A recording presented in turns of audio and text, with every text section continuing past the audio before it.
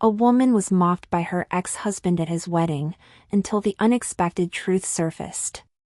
The envelope was thick, ivory, and shimmered faintly under the kitchen light. Madison almost mistook it for a letter from a law firm, but when she saw the gold-stamped initials and recognized the elegant script, her stomach turned.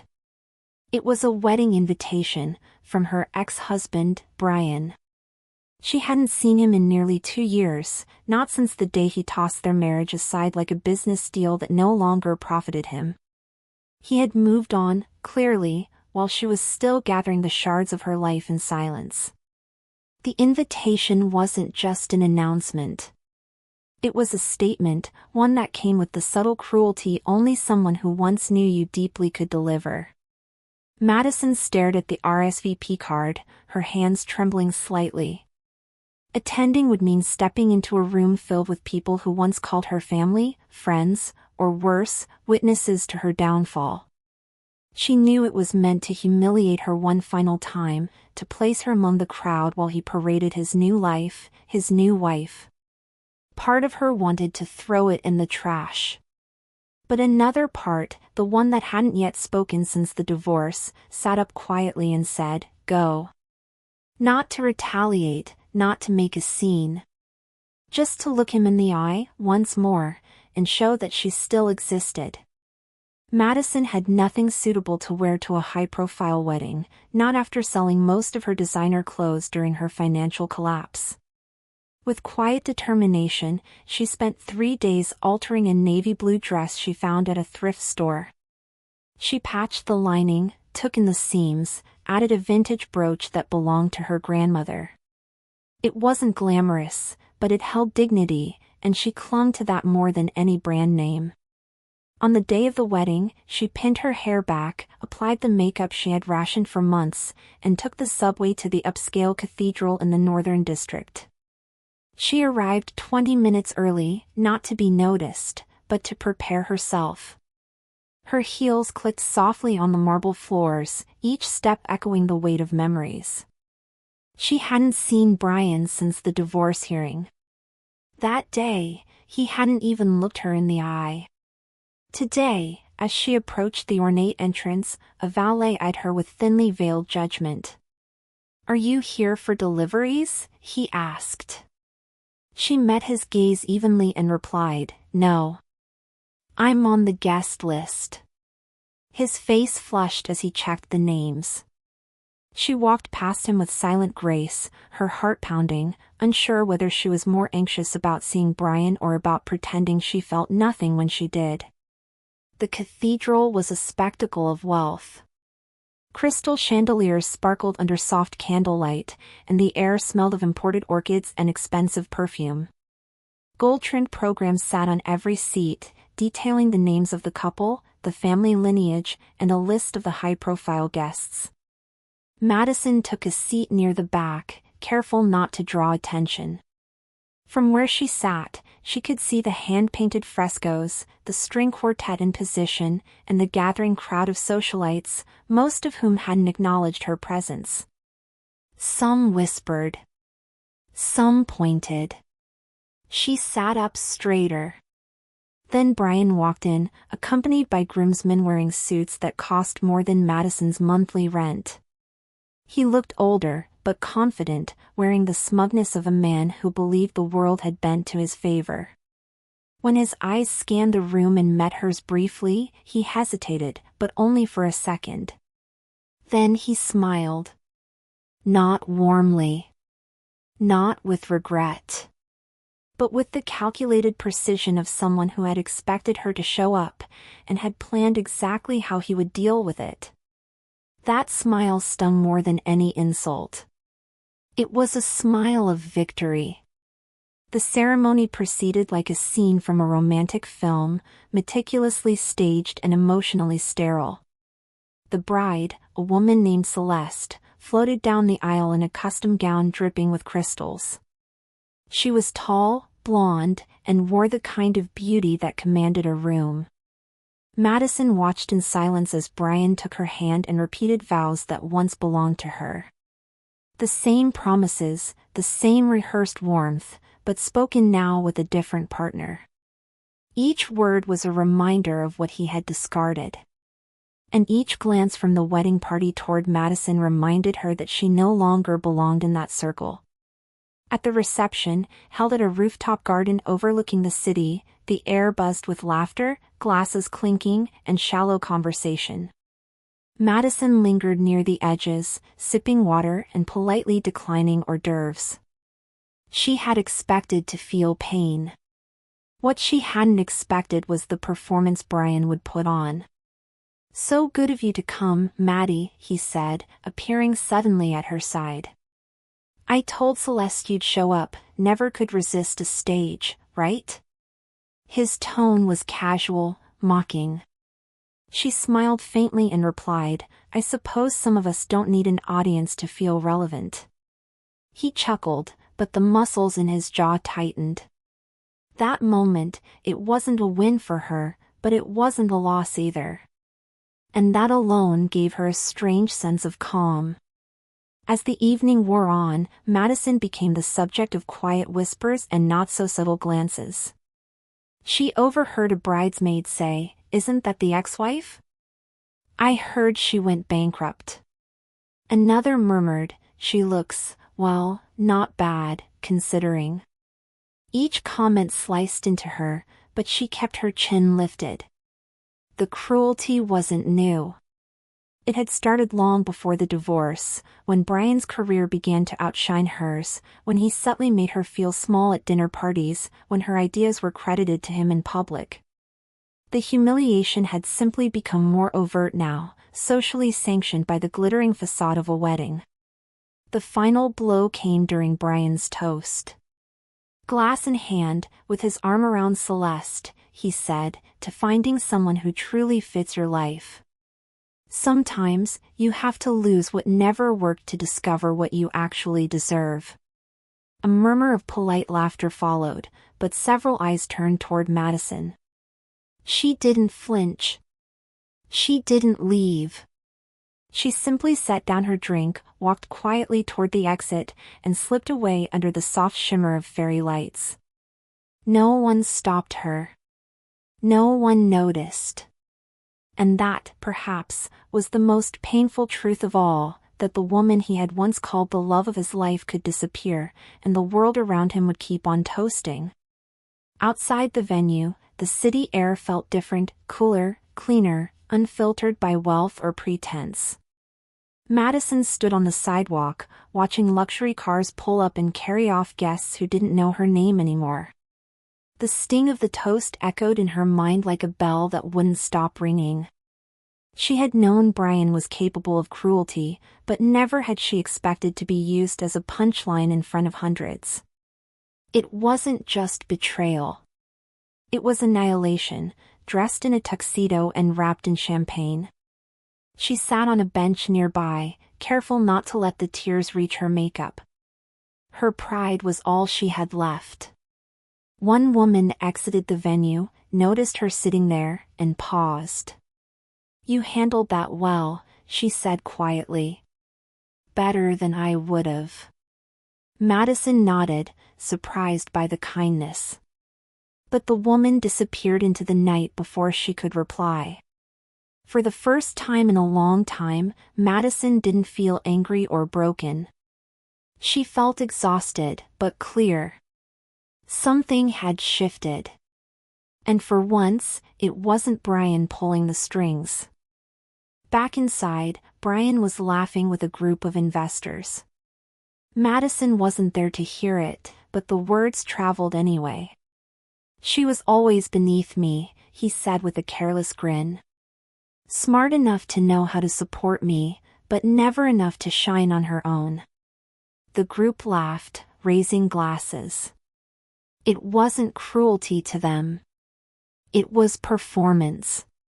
In their world, value was measured in wealth, connections, and headlines. Madison was now a cautionary tale of a woman who didn't keep up. But what Brian failed to understand was that the most dangerous people are the ones who endure in silence. Humiliation doesn't erase potential, it refines it. While he played king for the night, the woman he mocked walked deeper into the shadows, where pain didn't echo, it focused. That night, Madison didn't sleep. Instead, she gathered every memory he had tried to rewrite and tucked it somewhere safe. Not to dwell, but to remember. One day, she would need them again, not as wounds, but as weapons. In the days that followed, the silence from people she once called friends was deafening. Her phone didn't ring. No one asked how she was. Those who had once shared dinners, photos, vacations, all of them vanished. Madison had long suspected their loyalty was conditional, but now it was confirmed. She wasn't just alone. She had been erased. People didn't want to be near failure. It stained too easily. She thought of reaching out to Amelia, her old college roommate who had stood beside her at her wedding. But when she sent a simple message, "Hope you're well," she received only a thumbs-up emoji in return. That was all. Madison stared at her screen, laughed bitterly, and deleted the contact. There was no room left in her life for people who disappeared when she needed them most. If this was what falling looked like, then she would fall without pretense and rebuild without apology. Madison packed the few things she had left in her tiny studio apartment. Her lease was ending, and she couldn't afford to renew it. The wedding had been her last social obligation, a moment of closure, even if painful. Now, there were no more expectations to uphold. No more names to keep up with. Just herself. She sold her remaining furniture, leaving behind only a battered bookshelf and a folding chair she used as a nightstand. Every item she let go of was one less reminder of a life that had already ended. Her last night in the apartment was quiet. She didn't cry. She didn't even listen to music. She just sat by the window and watched the city hum without her. For years, she had built her life around Brian's success, curated his world, defended his choices, erased parts of herself to fit into his plans. Now, all of that was gone, and all she had was a suitcase and a fractured resume. But somehow, in the silence, she didn't feel hopeless. She felt free. No one expected anything from her now, and that meant she could become anyone. It had started unraveling long before the divorce, though she hadn't seen it then. Brian had grown colder with success, more distant with each promotion. The man who once brought her flowers on Wednesdays had begun correcting her opinions in public, brushing off her ideas with patronizing smiles. The final straw came the day she was laid off from her own job. Brian had been more concerned with how it would look on his reputation than how she was coping.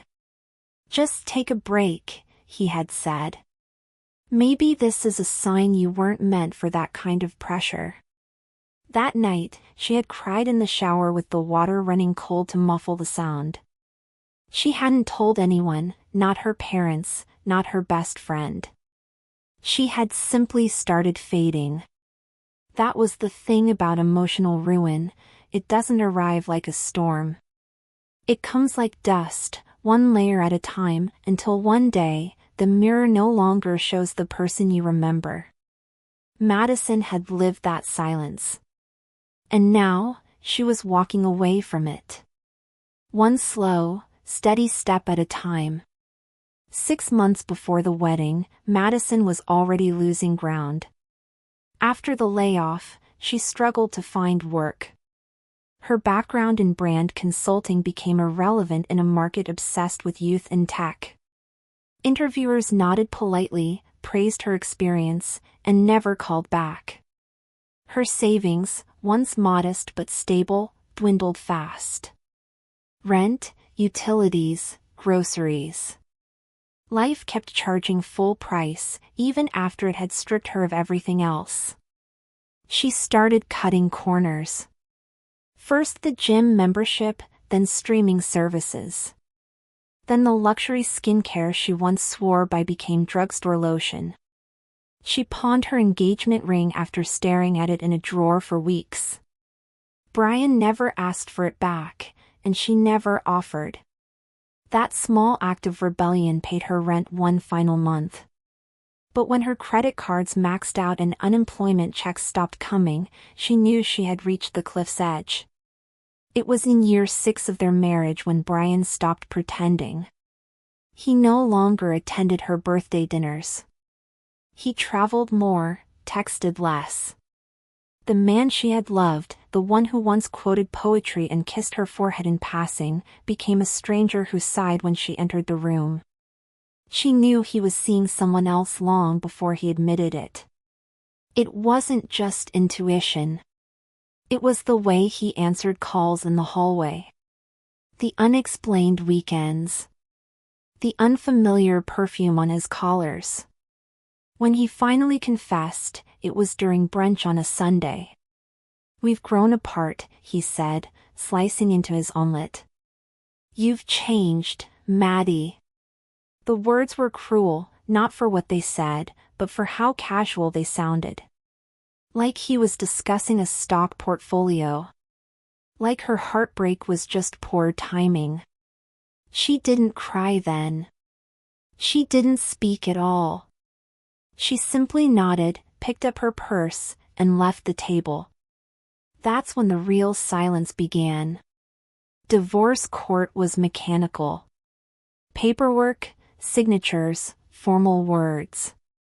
Brian's lawyer, sharp and smiling, negotiated terms like she was an inconvenience, not a human being. Madison didn't fight back. She didn't have the energy.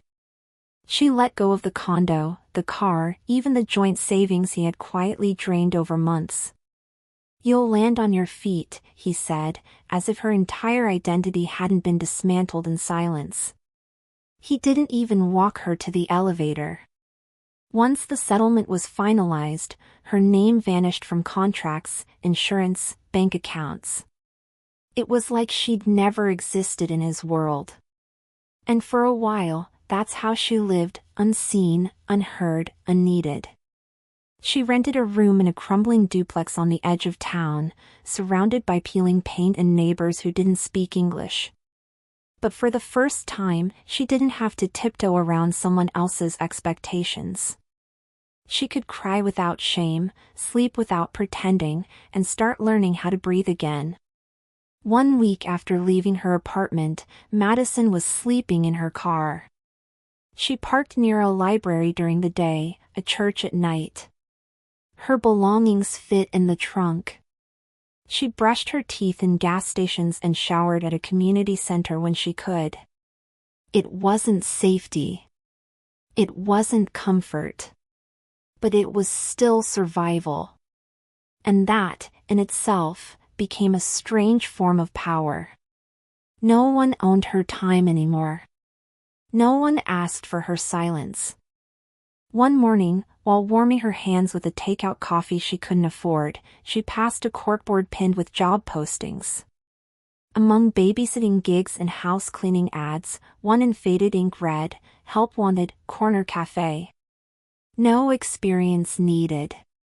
Must show up on time." It was a small notice, almost hidden beneath brighter flyers. But something about it felt grounded. She tore the bottom tab off and placed it in her wallet. That night, she didn't cry. She had a reason to wake up early. The corner cafe wasn't glamorous.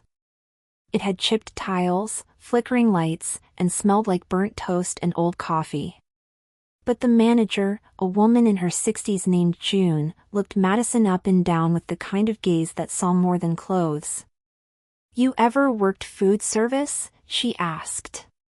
Madison shook her head. "No. But I learn fast." June nodded once. "Be here tomorrow. 6 sharp. Black shirt. No heels." That job saved Madison's life, not with money, but with rhythm. She swept floors, wiped counters, memorized the regulars' orders. She wasn't called ma'am anymore. Just sweetheart or hey, you. At first, she resented the simplicity. But gradually, it began to heal something deeper. For the first time in years, her value wasn't tied to her image, her relationship, or her past. It was in the way she refilled a mug without being asked. In the way she kept showing up. He came in every Thursday at exactly 8:15. Always sat at the corner booth, always ordered black coffee and rye toast. He didn't say much, just read the paper and tipped generously. Madison had noticed him before but never exchanged more than a polite nod. One rainy morning, the booth he always used was taken, and as she passed him waiting by the door, she said, "You're early today." He smiled. "Or maybe I'm just ready for a different view." She offered him a seat at the counter and poured his coffee before he asked. "Name's Colin," he said. "I don't think I've seen you around before a few months ago." She replied, "I wasn't around before a few months ago." Something about his presence felt calm, like the eye of a storm. They didn't talk long, just brief, surface things, but when he left, she found a napkin folded beneath his tip. Written in clean, simple script, people underestimate the power of showing up. Keep doing it. Working at the cafe didn't pay much, but it gave her structure. She learned to predict the rhythms of the neighborhood, the early risers, the late drifters, the lunch rush. Each customer came with their own silent story. June, the manager, noticed her diligence and slowly began trusting her with more responsibility. First the register, then supplier calls, eventually the weekly inventory. There was something humbling about cleaning dishes and counting receipts after years of boardroom meetings and marketing pitches. But it was also grounding. For the first time in years, Madison felt herself rooting into something real. She wasn't being watched or evaluated for her beauty, her relationship, or her social standing. She was judged by whether she showed up, stayed honest, and gave her best.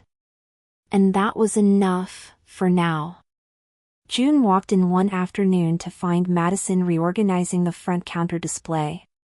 She had redone the menu signs, optimized item placement, and added color-coded labels to the pastry section. "You do all this?" June asked, raising an eyebrow. Madison nodded. "Old habit. I used to work in branding." June grunted. "Maybe you should have told me that before I paid some guy $300 to make it worse last month." That was the first time someone asked Madison for input like it mattered. June began asking for her thoughts on flyers, promotions, even logo colors. It wasn't a promotion, but it was trust, and Madison treated it like gold. Slowly, her ideas began changing the look and feel of the cafe. New customers started coming in. Old ones noticed the difference. Madison had no office, no title, but she was building something again, even if no one else saw it yet. One late afternoon, Colin stayed behind after the cafe closed. He was finishing paperwork for a local real estate firm and asked if Madison would mind some background noise. "You ever think about going back into business?" he asked, sipping his second cup of decaf. She paused. "That part of my life is over." He nodded. "Well, if you ever change your mind, I know someone looking for help running a project. Nothing flashy. Just honest work, good vision." She smiled politely but tucked his words into the back of her mind. That night, lying on a worn-out mattress in her rented room, she unfolded the napkin he'd written on months earlier. "People underestimate the power of showing up."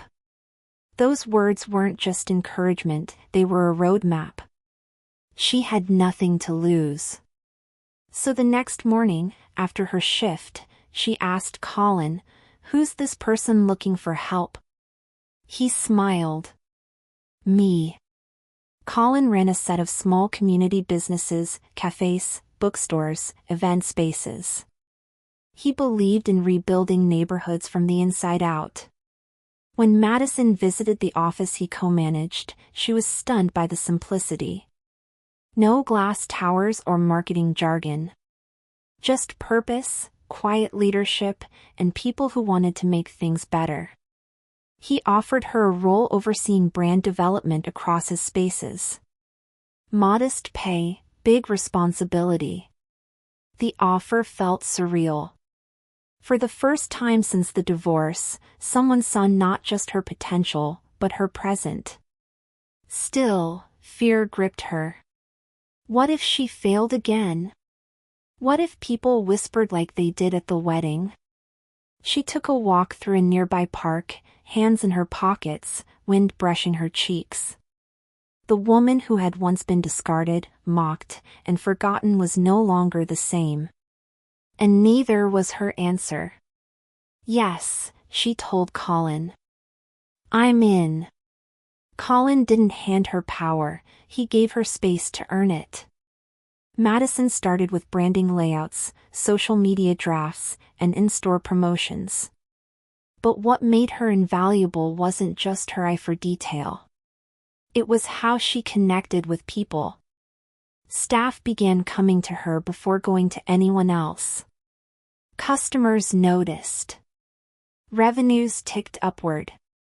Within months, Colin quietly moved her into a managerial role, no ceremony, just a new nameplate and a set of keys.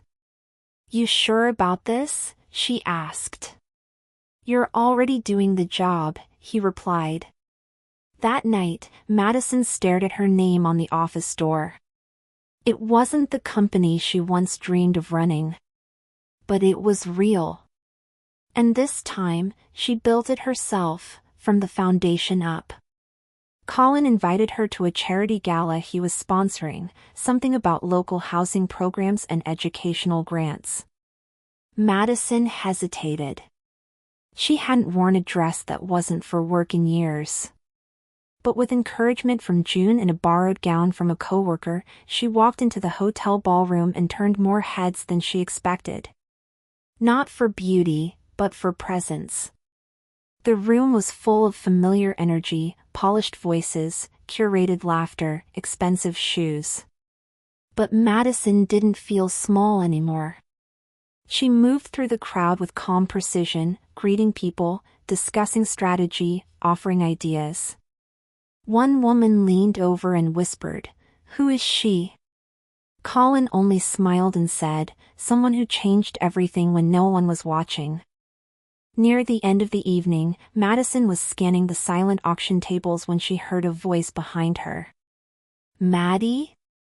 It wasn't her name that made her freeze, it was the tone. Half curious, half nervous. She turned around slowly, and there stood Brian, tuxedoed, holding a drink, expression flickering between surprise and confusion. "You look different," he said.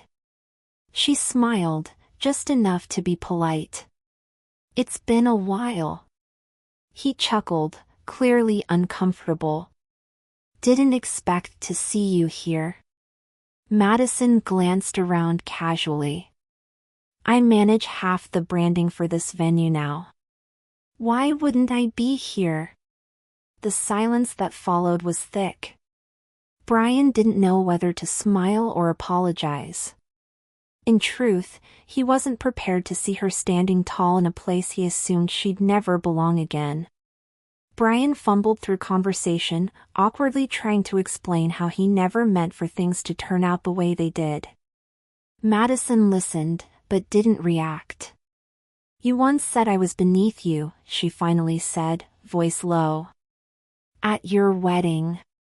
He blushed, coughed. "You remember that?" She stepped closer, her voice still calm. "That was the last thing I needed to hear before everything broke. And maybe, the first thing that made me rebuild."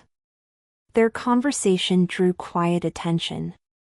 People glanced over, sensing history.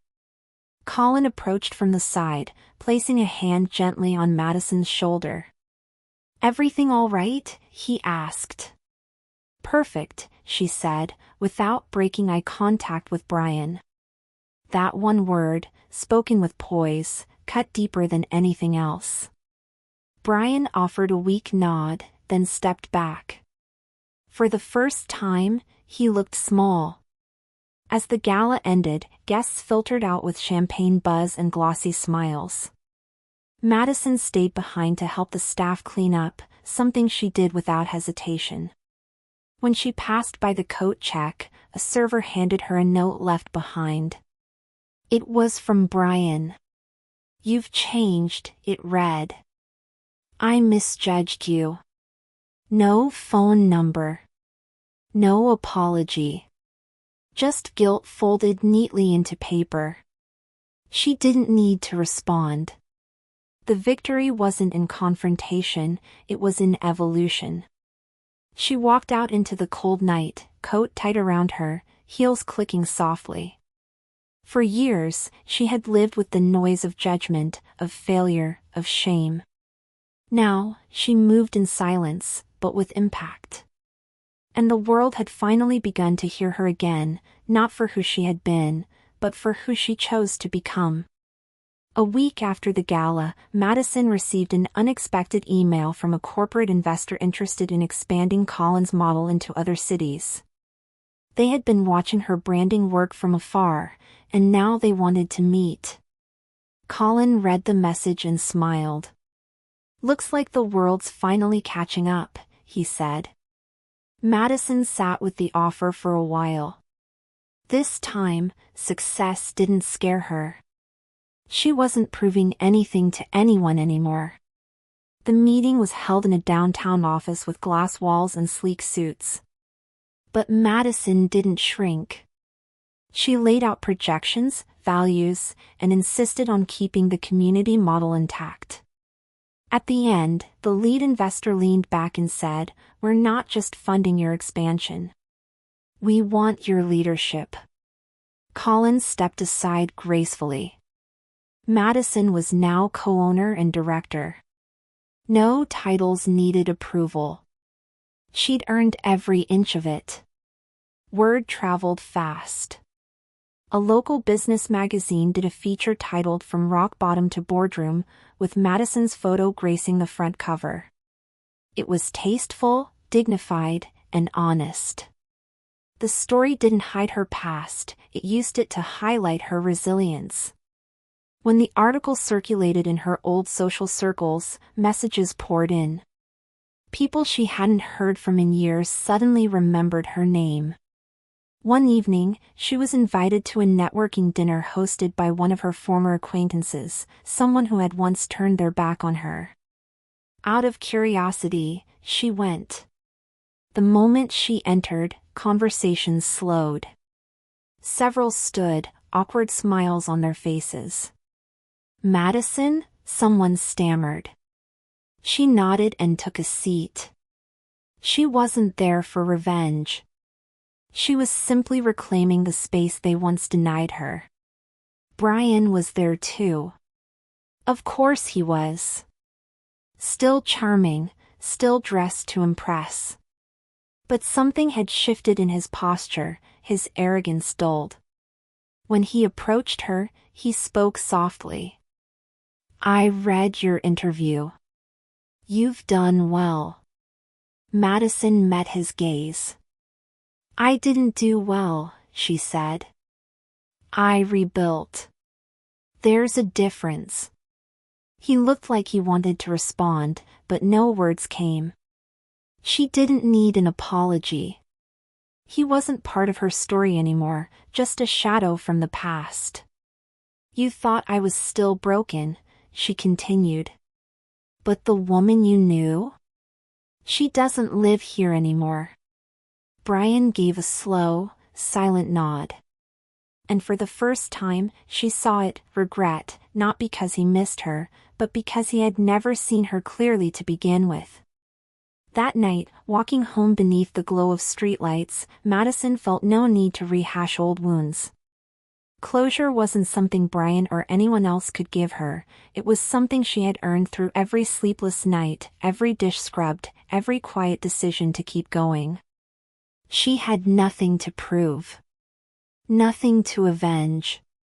She passed the cafe where it all began and saw June wiping down the counters. She stepped inside, rolled up her sleeves, and helped without saying a word. June looked at her and grinned. "Still can't stay away, huh?" Madison just laughed. The cafe, the people, the journey, they weren't her escape. They were her anchor. And in that stillness, she found peace that power alone could never offer. Years later, at the launch of her fourth location, Madison stood before a room of young entrepreneurs, many of whom came from struggle. She told her story, not the glamorous version, but the real one. The silence. The shame. The rebuild. She didn't speak with bitterness. She spoke with grace. And when she finished, a young woman raised her hand and asked, "What made you keep going?" Madison paused, then answered, "Because no one believed I would.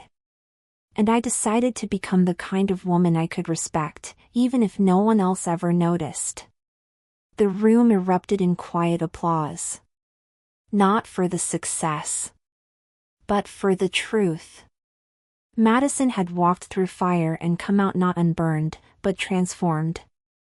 Her story wasn't just about rising again, it was about learning that the real victory was never in being accepted. It was in finally accepting herself.